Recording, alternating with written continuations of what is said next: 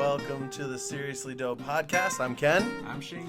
And we are back for our second episode. Last time we did Irish soda bread, and we got some really good feedback from y'all, and so we're really excited. A couple quick housekeeping things is we are now on Spotify, we are on Anchor, and we're working to get our podcasts on as many platforms as possible.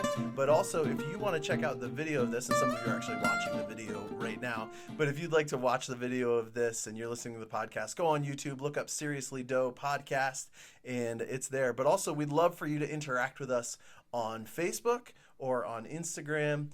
We post the pictures of our bakes there, and also the recipes are going to go on our Facebook page as well. So yeah, let's get started today. It is Easter week, and we are both pastors, and we both commented that this probably wasn't the best thing to do on our this is legit like one of the busiest weeks of our year. Terrible idea.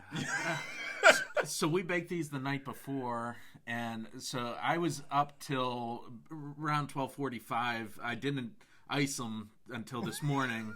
I was up till 12:45. How late were you up, Ken? So last night I had a Bible study until I didn't get home till 9:15.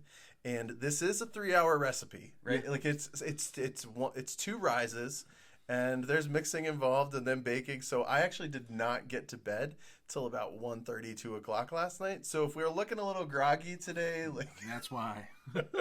So anyway, but we're gonna get to it. So Easter, like that's a big holiday for us as pastors. Yeah. You know, I said to my people this past week that I actually like Easter better than Christmas. That's I go back and forth. So like as I get older, the more I appreciate Easter. My favorite service of the year is Christmas Eve. Why is that?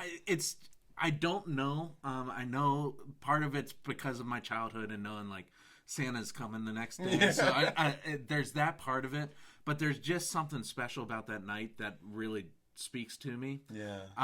But with that being said, I love Easter. I love the Good Friday services. I love Holy Week of just preparing ourselves, going with Jesus on what he went through, and just thinking about those things. So I love Easter.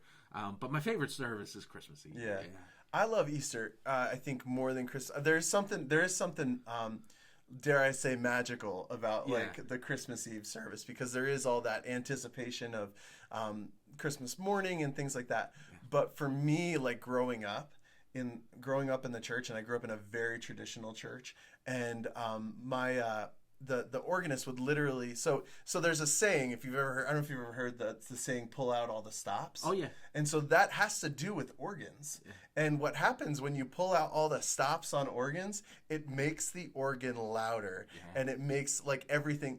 But the organist she'd work on this. I remember like having to go into church with my dad for some stuff, and you would just hear her practicing for weeks, months beforehand for that one Easter thing, and she would use all the keyboards, and she'd literally pull out all the stops for that Easter service. And it was such and sometimes there was a brass quartet that would play at the same time, and it was just this sense of like this earth-shattering thing is happening right now.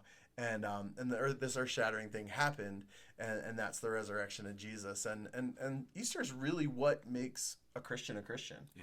You know, you can have the incarnation, and there's lots of stories of incarnation, right? But there's only one story about how God, the one true God, became in and then died on a cross and then defeated and conquered death and rose for our sins. And I don't know if I just gave my Easter sermon away, but sounds like you did. You know, I was taking notes. I'll quote you. So I think that's one of the reasons why I just love the Easter service. And now that I pastor a church that's non-traditional, though tradition actually changes like as you get older, right? You know, depending on what you do. We will be traditional at some point. Eventually we're going to be traditional. We're going to be old, and we're going to say, back in my day, this is how I did it. We used electric guitars. So yeah, we're really excited for that. So do you have any Easter traditions that you Growing up, we were big on the Easter Bunny stuff. My parents would hide our Easter baskets, and we had to look for them. And when we were younger, they did the cotton balls with the baby powder to give nice. bunny tracks to where our Easter baskets were. But it was also New Shoe Day. Like, my parents would buy us shoes at the start of the school year, and then come Easter time, we were in desperate need of shoes. So it was New Shoe Day, and we always looked forward to that. And we didn't go to church a whole lot on Easter growing up.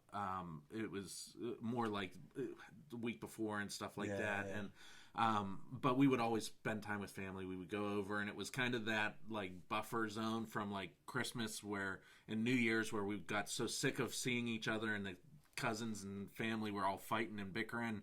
You give enough time to Easter, and then you got together and you had a big meal and stuff like that. So I like that. That's where a lot of the baked goods things came into. We always have the big Easter ham. We had the pies and bread and all that stuff. So that probably has a bit of a special part of my heart. And as I've gotten older, and I have kids of my own, that's something that we start to build our own traditions. Where church is a major thing, we still hide our Easter baskets for the kids. Carry over things that I had from growing up, and looking forward to the dinner and all that afterwards too. Do you hide your kids' Easter baskets? Oh man, you know what? That was such a huge thing growing up. Is my parents would hide our Easter baskets, and they used to. I remember the one time that my parents hid my Easter basket, and every year I always checked the dryer. I don't know why I always checked the dryer. I always checked the dryer. I was like, oh man, that's the best place to hide an Easter basket. But I don't think I ever found it. Maybe I did once. But the one year I could not find it anywhere. And I was despairing because my sisters had their chocolate. My sisters had their and they were just going to it. But for me, it was on top of I had a bunk bed, and it had been hidden on top of my bunk bed. Okay. So it was the most obvious place, but it's always the place that's right under your nose. Oh yeah. My son Nolan, one year he made the mistake. He was getting older and was feeling pretty confident in himself, and he made a comment to me about how I was hiding the Easter baskets too easy, and it was oh boy. You don't know what you just did. And so I don't know, he was probably 8 or 9 at that point, and it's the best spot I've ever come up with. Yeah. So you feel free to use this if you need to. But what I did is I took our garbage can, and I took the old garbage bag out and put a new one in. But before I put the new one in, I put the Easter basket in the bottom of the garbage can, and then put the new bag over top of it. And that's borderline cruel. It was borderline cruel. He never has complained about the Easter baskets, and he'll always remember it. And I'm sure I'd be willing to bet when he has kids, he'll do that one too. Once his kids complain about it being too easy. But.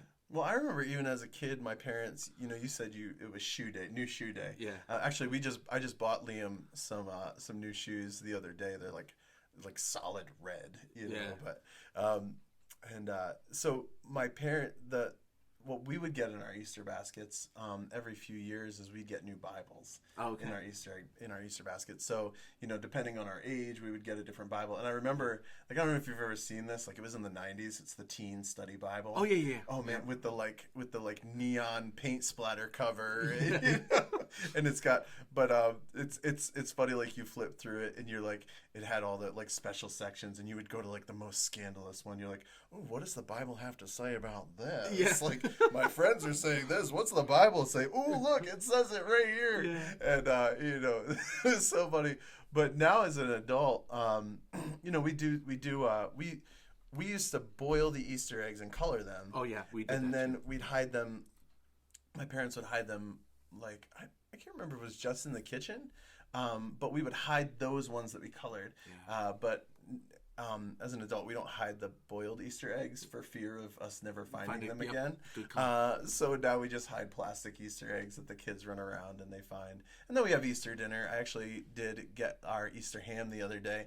I went to Wegmans, actually. We got ours from there, too. And they have the ones up front. Yep. That are like the bougie ones. Yeah. They're like $5.99 a pound. Yeah. And I was like, at first I was like, oh, $5.99 for a ham. This is great. And then I looked at the tag. I was like, $60 for a ham. Are you crazy? Yeah. I'm like, adulting is hard. I'm gonna go over to the deli. Yeah, lunch meat for Easter dinner. Can you cut that extra thick, please? And so there's actually a cooler at the back. It's where they hide the cheap turkeys too. Oh yeah, yeah. Where they're only $1.50 a pound, and then you can just put that fancy glaze on yourself. Yeah. Like I don't need to buy a bougie ham. And right on. But my family's coming up this weekend. I'm looking forward to that. We're gonna have a Good Friday service at our church. Yep. Which is it's one of my favorite services. Me too. Because of like the heavy meditative state of it. Yep. You know, and the strong like the deep connection, like the Bible talks about, like having to join Jesus in his sufferings. Yeah. And like to just sit in it yeah. is so important because it's cathartic. Like it helps to clean the soul. It does. When we sit in the sacrifice of Jesus. Yeah. So that's gonna be good.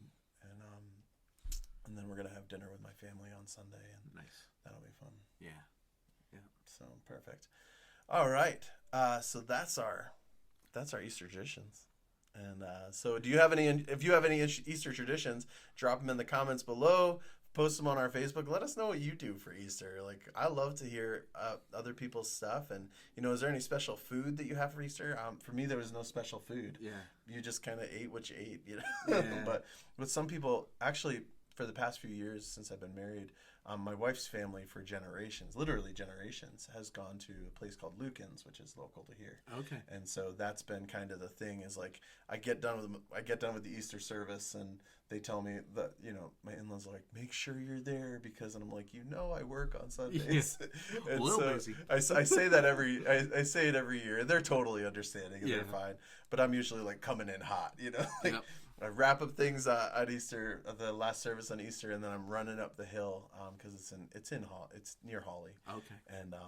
And then it's a family style meal, and we eat with her whole family. Okay. So and there's always little cupcakes with jelly beans on it. I do have this question: do you like black jelly beans or no? No.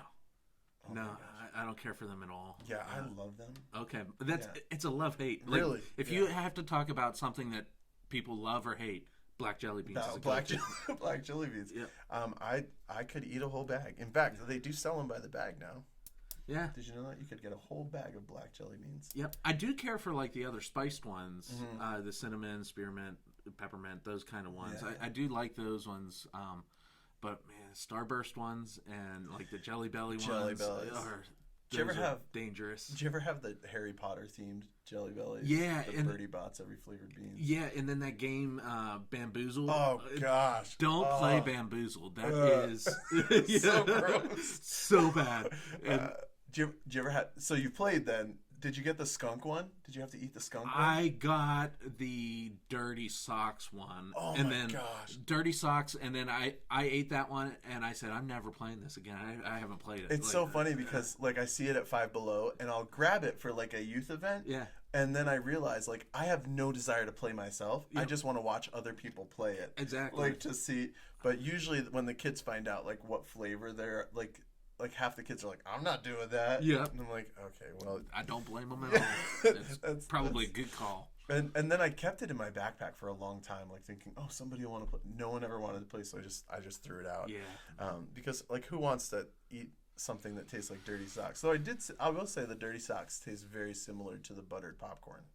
There's that like you start to eat it and you question what you're eating, and then it's the kick afterwards that you're like, oof. You're like, it's not right. That was not okay. Let's not ever do that again. Yeah. So we cooked hot cross buns. Yeah, how about that? We're back on track. Huh?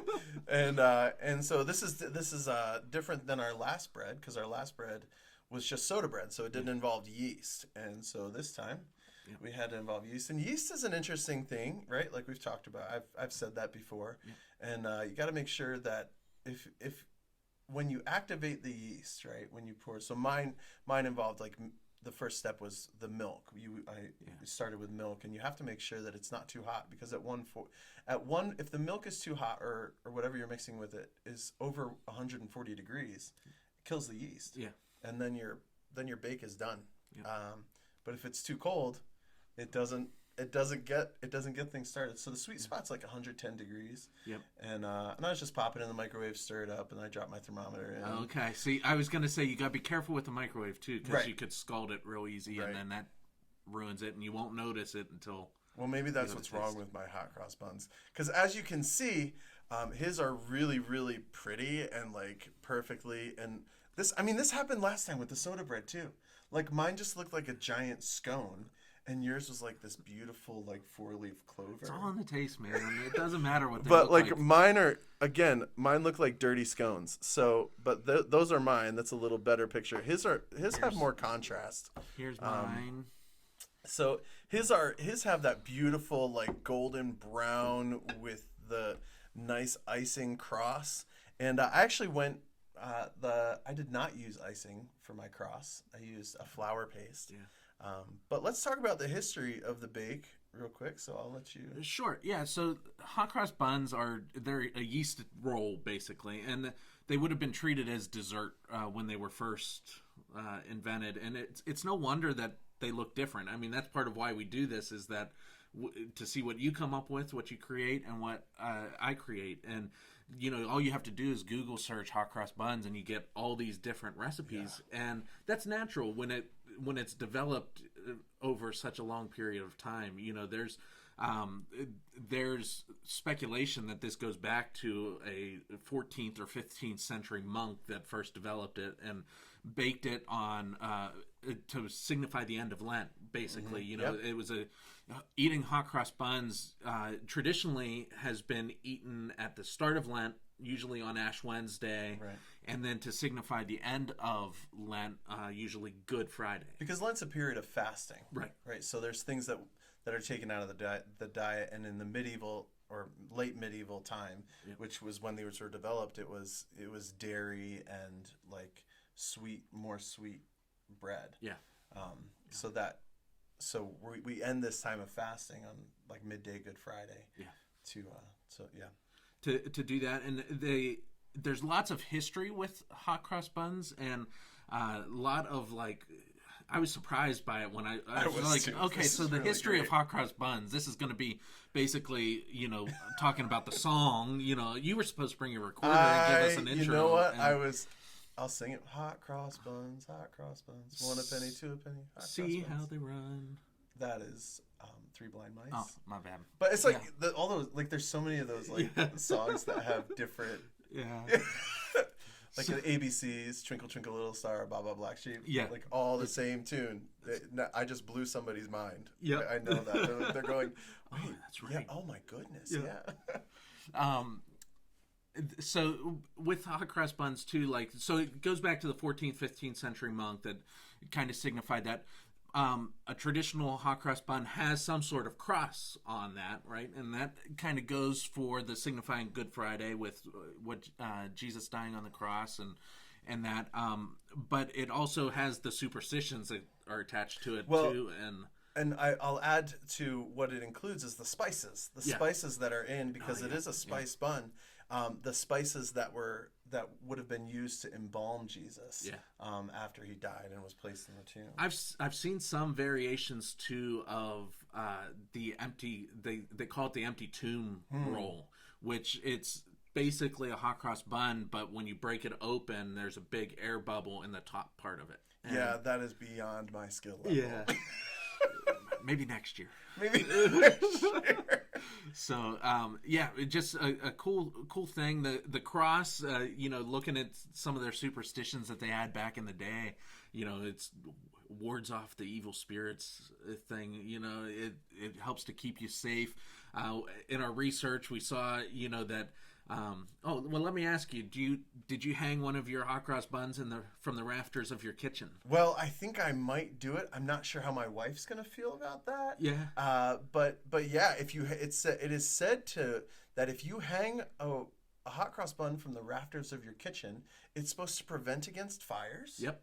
And make sure that your bread bakes well for the entire year. Yeah. It's also said that a hot cross bun baked on Good Friday is like it will never go bad. Yep, it'll be good forever. Good forever. Could you imagine?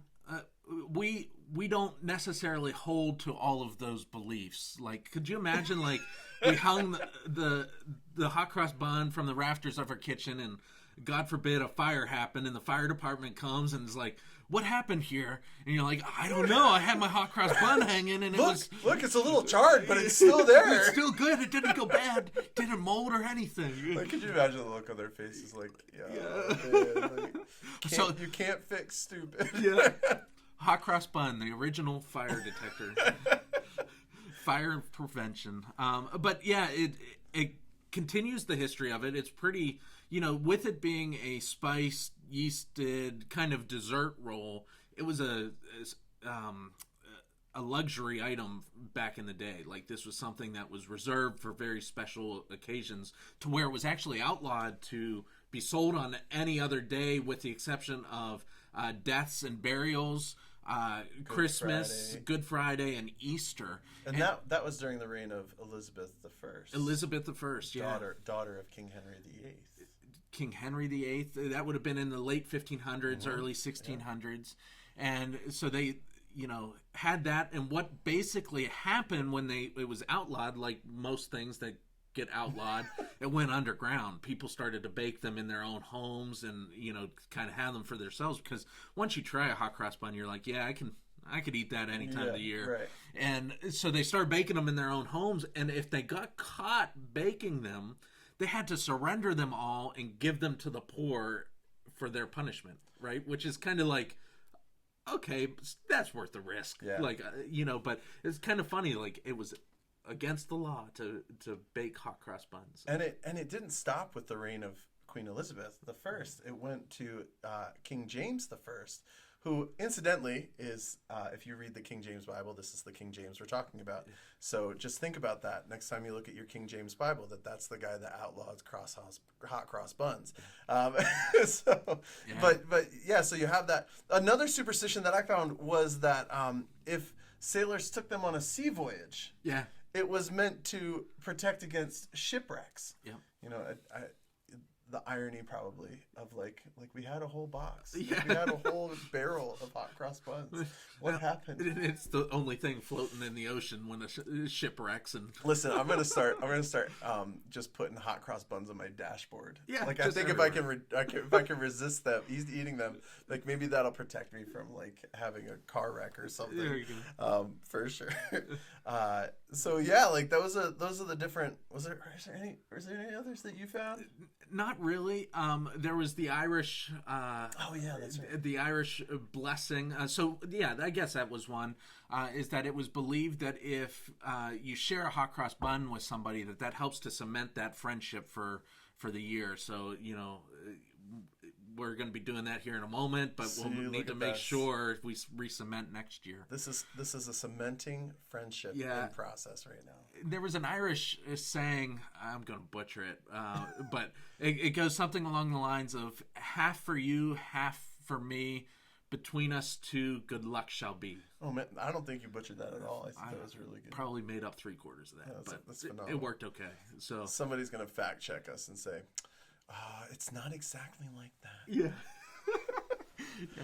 So tell me a little bit about your hot cross buns. Like, where'd you get your recipe? Have you made them before? Yeah. So I've made them one other time. I actually made them on Ash Wednesday this year, and we had them for the Bible study that was at my house, and they were delicious then. And so I made them here, and they turned out a little bit different from the first time that I made them.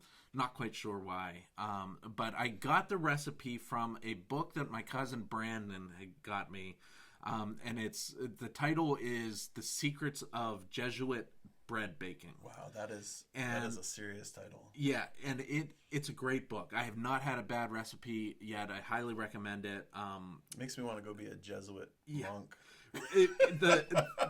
The book was written by a guy named I believe his name was Rick Curry, and he was down in Philadelphia, and so he took he kind of traveled the world and talked with other Jesuit priests and monks and all that, got all these recipes. So this one in particular is from their if they call it a monastery down in Philadelphia. It's Wernersville Hot Cross Buns recipe.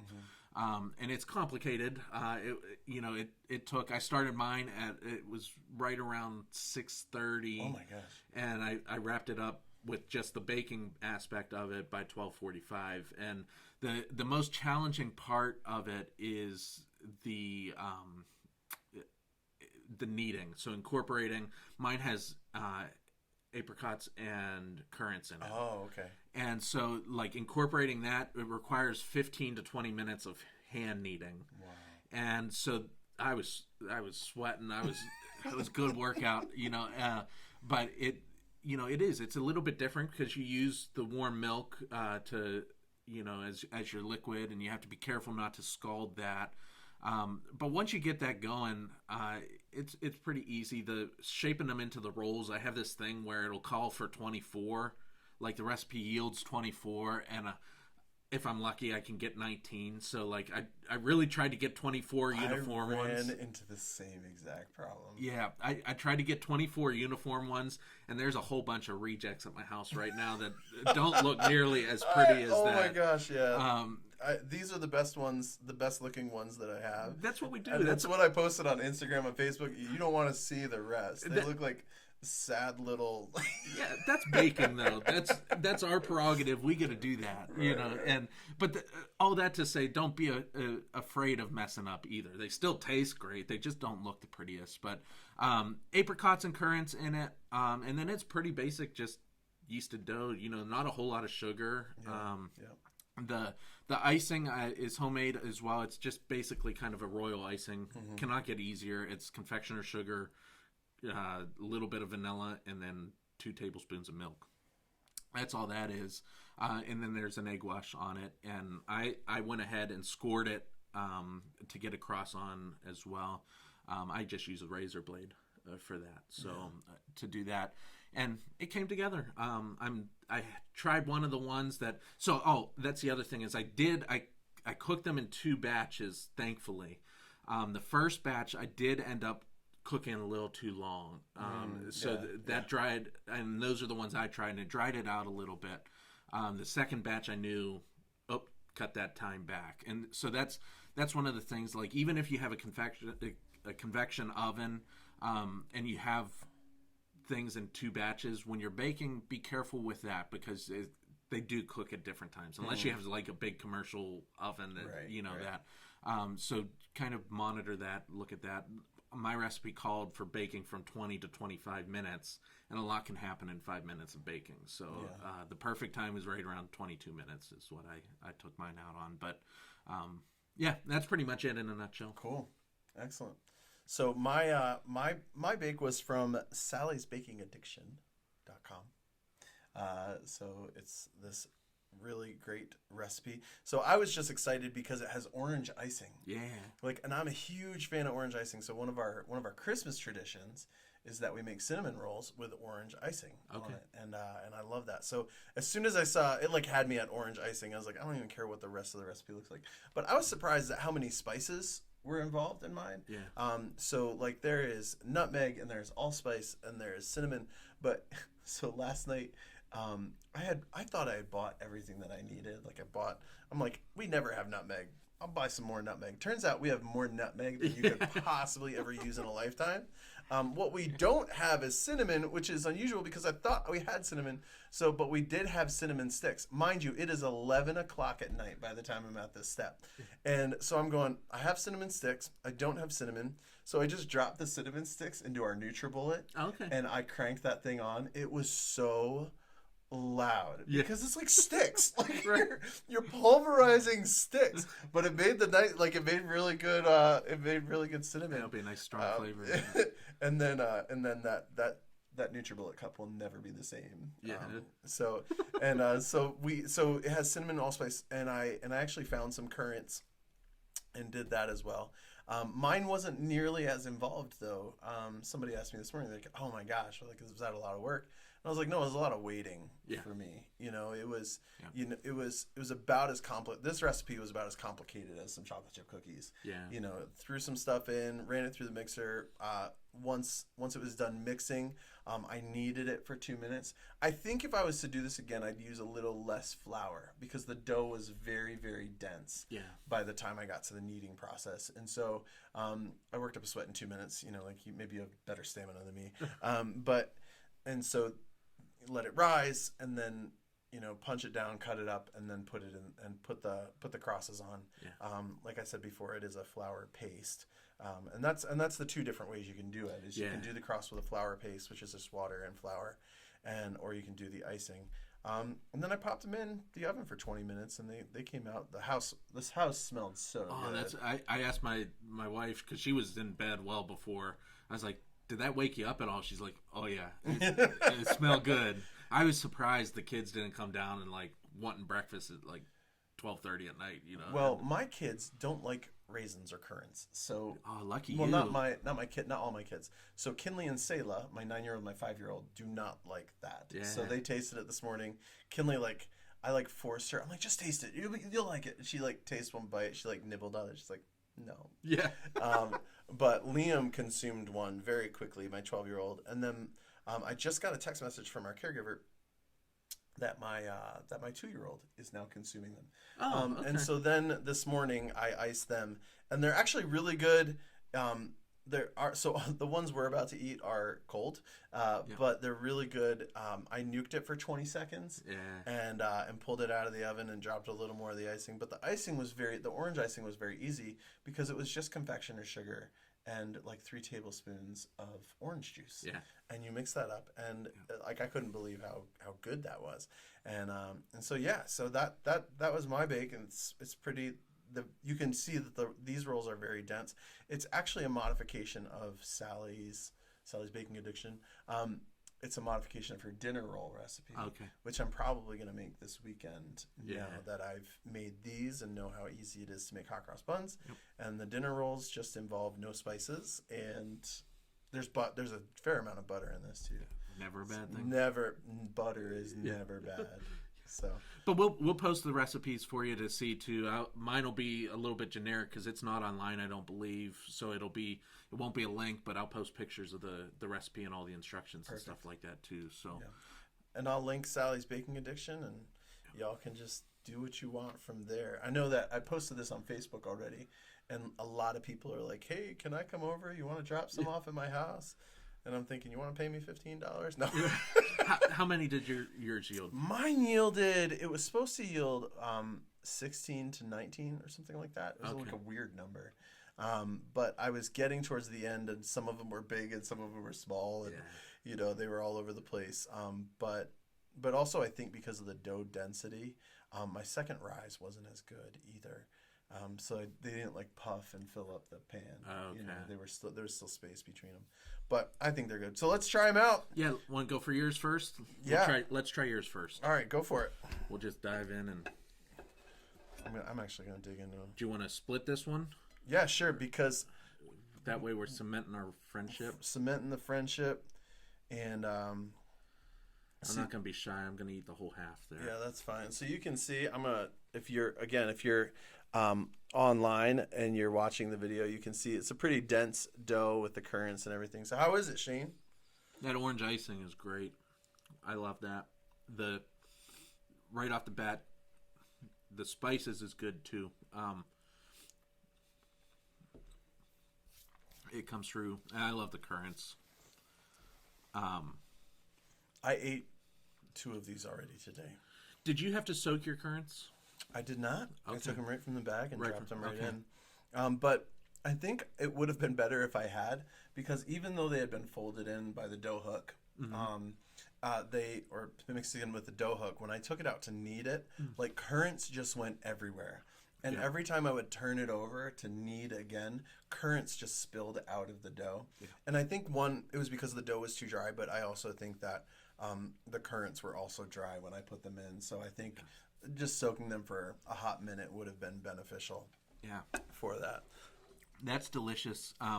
That's the other thing that you said that came to mind too, is that some recipes they call for you can mix it in the mixer with a dough hook. Mm-hmm. You can knead it by hand as well. It's easy to over knead in a mixer. Mm-hmm. Really hard to over knead by hand. Right. So that's one of the things that you be careful with. That is, if you're using a mixer, don't over knead it. Yeah, I also think I also used bread flour this time, which I haven't used before. Yeah. And I think I did lose count, so I think there may have been an extra half cup of flour in there. Yeah. I don't know. I just spaced. It was late. It was just late at night, this is why I don't bake for a living. Yeah, and on yours too. Like if some people are curious about like what the cross would taste like, with it being a flour, it tastes great as well. It's surprisingly soft and it tasted wonderful. Good job on those. Yeah. This is a good job we have of trying to bake goodies. What a hard podcast to do.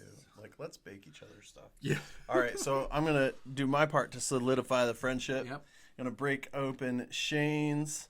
His are taller than mine, and they've got that, like I said before, they've got that beautiful crust, but it's like similar. I'm going to give you this side. Okay. Because this one has the more softness. And they've got a great density, and I see the currants in here, and of course the icing. I think I've had hot cross buns before where I bit into them thinking the icing was icing, but it was flour, and being really disappointed. I don't remember when that was, but yeah. So I'm gonna dig into this, and so does your family like your hot cross buns? Yeah.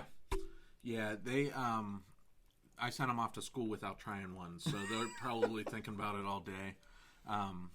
Medena's already ate a couple of them and that, so and then the Bible study devoured them. I had 24, and they were gone. Medena came back from picking up the kids, and it's like, oh no, I didn't have one. It's like, sorry, and they're gone. Yeah. So that was really good, Shane. I loved everything about that, and the apricots, and the density is really good, and the way that it was soft, but yet dense. So nice job on those. Those are probably better than any store-bought hot cross bun I've ever had in my life. I don't know if that's saying much. Like, store-bought is mass-produced. This is made with love. With love. Yeah, and it's a great recipe too, because you can kind of do what you want. You can make it as sweet as you want, or as non-sweet as you want too. You can just drop a little extra sugar in there. Yep. Make the world go round. Yep. So that is our hot cross bun episode. Yeah. Next time we decided we're going to make a cinnamon bread. We're not saying what kind of cinnamon bread. Nope. We're going to use our artistic creativity to come up with something. I've got something in mind that I've made before, which it's a treat. You'll enjoy that. Well, I'm looking forward to that. And also, hey, we would love for your interaction. Like, if you think that there's a bake that we should consider, something that you think we should try our hand at, please let us know in comments, send us a direct message, whatever. But we'd love to hear about your hot cross bun recipes, but also if you have suggestions, like you want us to bake a pie. I think we will do pies eventually, because I love pie. Have to. And we were already talking about strawberry shortcake and maybe some of the stuff once those fruits get into season, because I really like to use I like to use fresh fruit that way. Yeah. So thanks again for joining us on the Seriously Dough podcast. And make sure you hit that subscribe, like, and share with your friends. Yeah. Comment, interact with us. And we're so glad for you, our listeners. And,